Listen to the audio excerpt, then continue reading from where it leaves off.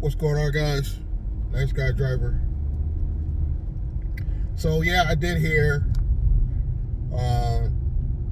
more than one source.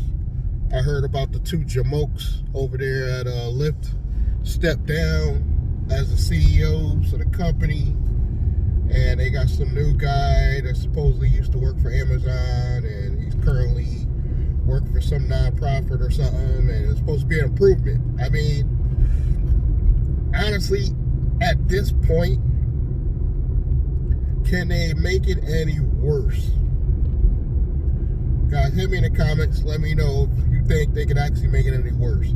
I was like, they gotta be able to make some type of improvement. Not just for the company to get more revenue, but there's gotta be a way they can improve the situation a little bit better than what it currently is. A little bit. I'm not even thinking a big improvement, because I'm thinking at this point it just absolutely can't get any worse. I don't see how it could. These guys literally copy 90% of everything Uber does. They don't come up with no innovative ideas. I think when Lyft first came out, I really feel like they were trying to be more, what's the word for it? Outgoing towards drivers. They had these little hub spots. I don't know if you guys remember. They had one in Waterbury Mall, of all places.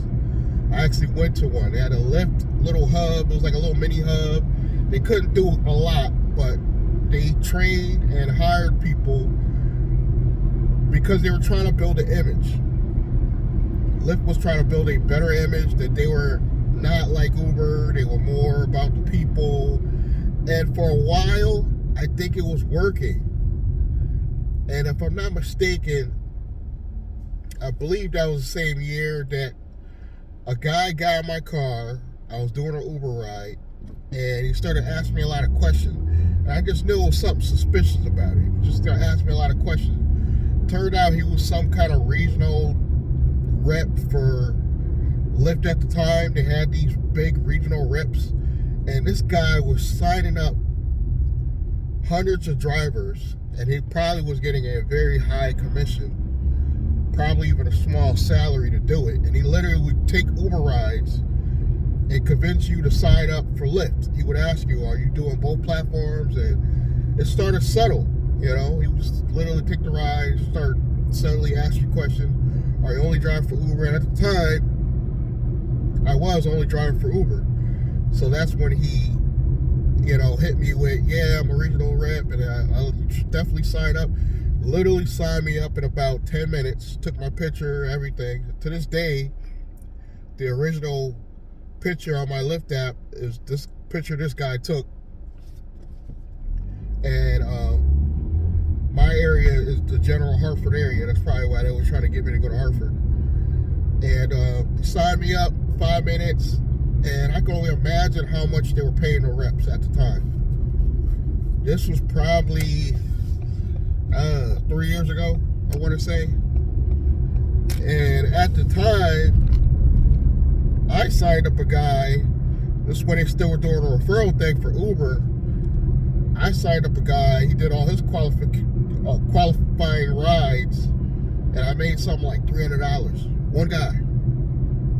Those are the good old days, But what do you guys think about, I know I changed the subject, but what do you guys think about these new CEO? I don't know much about him, I'll be honest with you. I didn't do a deep dive because I don't think it's really necessary with these companies, because let's be honest, I don't expect much. I really don't. So I'm not going to do all that research if I really don't expect a lot. What I do expect, and I really do expect this, a little bit better than those two jamokes that were running it. It's got to be a little bit better. It's got to be. And Lyft really doesn't understand, because they have the opportunity to bring a different culture than Uber did. Uber pretty much makes the law. They're the first, Uber the first rideshare company, so they pretty much make the law, you know, as far as what rideshare is going to do or not do. Lyft has an opportunity to do something different. We'll see what happens. I forget the date. They're not actually in office yet. I want to say sometime later on in June. You guys correct me if I'm wrong. The rideshare guy talked about it on Show Me the Money show.